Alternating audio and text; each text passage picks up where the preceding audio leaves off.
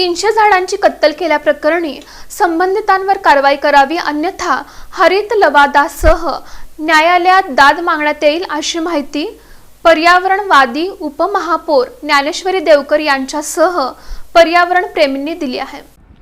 प्रभाग क्रमांक 23 मधील सलगर वस्ती परिसरात गेल्या काही दिवसांपासून सुमारे 300 झाडांची कत्तल करण्यात आली आहे। पर्यावरण प्रेमींनी या संदर्भात तक्रार केली असता एक ट्रक ताब्यात घेण्यात आला। या प्रकरणी संबंधितांवर कारवाई करावी, अन्यथा हरित लवादासह न्यायालयात दाद मागण्यात येईल, अशी माहिती पर्यावरणवादी उपमहापौर ज्ञानेश्वरी देवकर यांच्यासह पर्यावरण प्रेमींनी पत्रकार परिषदेत दिली। सलगर वस्ती परिसरात गेल्या काही दिवसांपासून वृक्षतोड करण्यात आली असल्याची माहिती आहे। आम्ही जागेवर जाऊन पाहणी केली। जागतिक पर्यावरण दिनाच्या पूर्वसंध्येला शहरात सर्वात मोठी वृक्षतोड करण्यात आली असून यामध्ये सुमारे 300 झाडांची कत्तल करण्यात आली असल्याचा आरोप यावेळी करण्यात आला। बिल्डर्सना पर्यावरण रक्षणाचं काही देणं घेणं राहिलेलं नाही, त्यांना सिमेंटचं जंगल उभं करायचं आहे। यामुळे प्रशासनाची भीती राहिली नाही। विनापरवानगी ही वृक्षतोड करण्यात आली आहे। या वृक्षतोडीमध्ये केवळ पर्यावरणाचंच नाही तर वन्यजीवांचंही नुकसान झालं आहे। या झाडांवर खारुताईंसह विविध पक्षी यासह वन्यजीवांचा रहिवास होता, त्यांचंही मोठ्या प्रमाणात नुकसान झालं आहे। सोलापूरच्या इतिहासातील ही सर्वात मोठी वृक्षतोड झाली असल्याचा आरोप उपमहापौर ज्ञानेश्वरी देवकर आणि पर्यावरणप्रेमी मनोज देवकर यांनी केला। या वृक्षतोड प्रकरणी महापालिकेत संबंधित सर्व विभागांच्या अधिकाऱ्यांची तातडीनं बैठक घेण्यात येणार आहे। यामध्ये या प्रकरणी तात्काळ कारवाईची सूचना करण्यात येईल, असं उपमहापौर ज्ञानेश्वरी देवकर यांनी सांगितलं। या पत्रकार परिषदेला अजित चौहान, आतिश सोनार यांच्यासह पर्यावरणप्रेमी उपस्थित होते।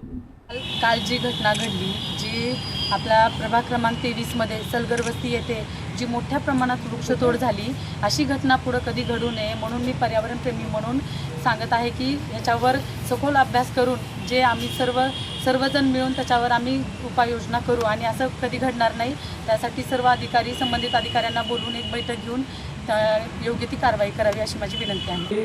ह्या सोलापूरच्या बिल्डरांना फक्त कॉन्क्रीट जंगल करायचं आहे, पण असं वाटत नाही की एखादी जागा घेऊन आपण एक फॉरेस्ट जंगल करावं, की सगळ्या बिल्डर असोसिएशन एकत्र येऊन आम्ही झाडं लावावं।